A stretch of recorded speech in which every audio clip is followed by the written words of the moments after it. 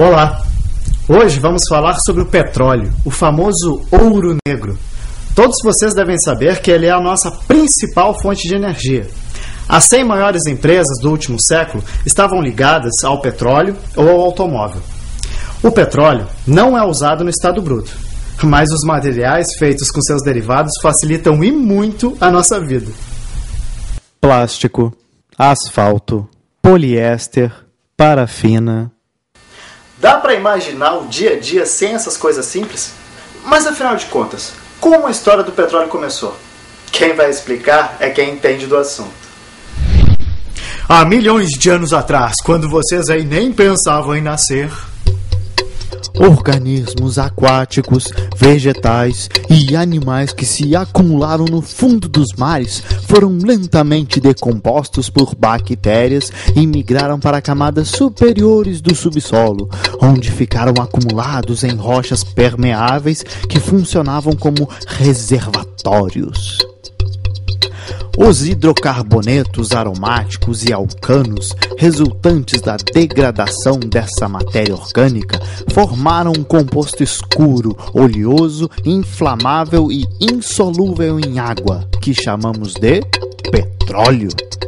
Sua composição explica por que o petróleo e seus derivados são insolúveis em água e são menos densos que ela.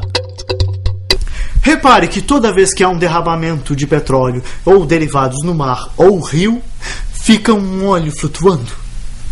Hidrocarbonetos são substâncias compostas apenas de carbono e hidrogênio e são classificadas de acordo com o tipo de cadeia e de ligação. Existem hidrocarbonetos de cadeia aberta e fechada, também chamada de cíclica. As cadeias podem ser saturadas, quando as ligações entre os átomos de carbono na molécula são sempre simples, ou insaturadas, quando há uma ou mais ligações duplas ou triplas entre os átomos de carbono. 4.000 anos antes de Cristo, povos árabes antigos já utilizavam o petróleo na construção de pirâmides, na conservação de múmias e como combustível em dardos incendiários nas batalhas. Na Mesopotâmia, não muito longe da Babilônia, onde fica Bagdá, uma substância natural lodosa, semissólida, rica em carbono e hidrogênio, escorria pela superfície através de fendas. Era o betume, ou asfalto, usado como medicamento impermeabilizante, como arma de guerra e na pavimentação de estradas. Na América do Sul, o petróleo também foi usado na construção de estradas do Império. Poços de até 30 metros eram escavados com as mãos e com o auxílio de ferramentas rudimentares. Na China, perfuradores de poços em busca de sal descobriram óleo e gás que poderiam ser usados na iluminação e como combustível. Voltando de uma viagem, o americano George Bissell viu petróleo borbulhando nos mananciais e escorrendo pelas minas de sal no oeste da Pensilvânia. Ali, ele era chamado de óleo de Sêneca, nome dos índios que ensinaram aos brancos a usá-lo como remédio. Não demorou muito para que Bissell percebesse que aquele óleo inflamável teria melhor uso como iluminante. Com a Revolução Industrial e o crescimento populacional, era necessário um iluminante que existisse em grande quantidade e que pudesse ser fabricado a baixo custo. Pesquisas mostraram que o petróleo podia ser elevado a vários níveis de ebulição. Com isso, conseguia-se obter querosene, um óleo para iluminar de altíssima qualidade. Você deve estar se perguntando agora: como fazer para separar os componentes do petróleo? Simples, pela destilação fracionada. Nesse processo, líquidos que têm diferentes pontos de ebulição são separados em função desses valores. Assim, o petróleo cru passa por uma unidade de destilação atmosférica, que funciona da seguinte maneira.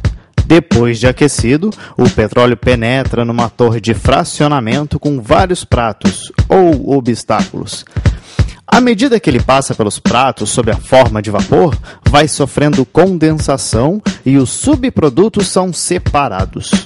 Mas voltemos ao século XIX, quando Bissell teve outra grande ideia: extrair o petróleo da mesma maneira que se fazia nos poços de sal.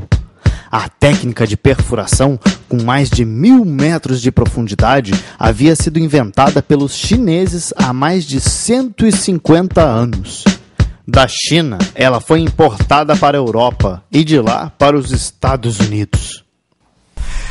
Em 27 de agosto de 1859, quando a equipe de Bissell já estava quase desistindo, a broca deslizou alguns centímetros, depois de atingir 21 metros de profundidade e fez jorrar petróleo do solo.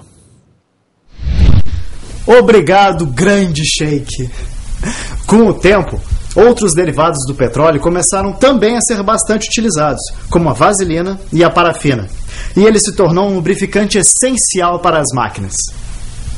Mas, quando em 1882 Thomas Edison descobriu a luz elétrica, homens como John Rockefeller, na época dono da maior empresa do mundo, a Standard Oil, tiveram o que temer.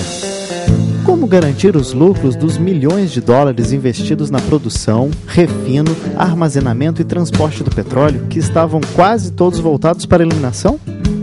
Para a alegria de Rockefeller e companhia, em 1896, Henry Ford inventou a carruagem sem cavalo. E teve início um casamento que dura até hoje, o do petróleo com o automóvel. O petróleo passou a ser a principal fonte de energia no mundo, transformando a paisagem e a vida modernas. E muito sangue já foi derramado em seu nome. As lutas por dinheiro e poder ocorridas depois da Segunda Guerra Mundial mostraram o cruzamento de conflitos entre as empresas multinacionais europeias e norte-americanas e as nações do Oriente Médio. Depois, foi a vez de países produtores entrarem em crise com os consumidores. O aumento do consumo de gasolina e óleo, também pelas indústrias aeronáutica e naval, e do uso de outros derivados havia impulsionado a exploração de mais e mais poços pelo mundo. O petróleo era o negócio do século. No Brasil, o primeiro poço de petróleo foi perfurado em 1897 pelo fazendeiro Eugênio Ferreira de Camargo, que retirou de lá apenas 2 barris. Em 1939, entrou em atividade o primeiro poço de petróleo comerciável do país, em Lobato, na Bahia, e logo surgiu a Indústria Nacional de Petróleo. Nos anos 50, partidos políticos de esquerda lançaram a campanha O Petróleo é Nosso. O presidente Getúlio Vargas respondeu com a criação da Petrobras, no dia 3 de outubro de 1953. Hoje, ela detém o recorde mundial de perfuração exploratória no mar. Para o petróleo ser considerado valioso, é preciso que ele tenha grande concentração de hidrocarbonetos. No caso dos combustíveis, como a gasolina, a qualidade é medida de acordo com a octanagem, ou seja, o número de isômeros do octano presentes no petróleo refinado. A isomeria ocorre quando 2 ou mais compostos têm fórmulas moleculares iguais, mas são substâncias diferentes. A octanagem é considerada boa quanto maior e mais ramificada for a cadeia de hidrocarbonetos. Na gasolina, são feitos tratamentos químicos para converter os hidrocarbonetos lineares ou pouco ramificados em outros que atinjam uma octanagem melhor. Além dos hidrocarbonetos, a gasolina contém produtos oxigenados e compostos de enxofre e nitrogênio. Seus hidrocarbonetos são mais leves que os do óleo diesel, porque as cadeias carbônicas de suas moléculas são menores. Um barril de petróleo é igual a 159 litros. Calcula-se que existam 1 milhão de barris. 43,4% deles já foram extraídos e consumidos até 1990. A produção anual mundial é de 24 milhões de barris. 23 são consumidos e 1 milhão vai para o depósito. Os Estados Unidos produzem 13%. O Golfo Pérsico 27%, a Europa Ocidental 6% e o resto 19%. As reservas existentes em todo o mundo são calculadas em 137 bilhões de toneladas e 67% delas se encontra no Oriente Médio. A nossa dependência de petróleo é cada vez mais preocupante.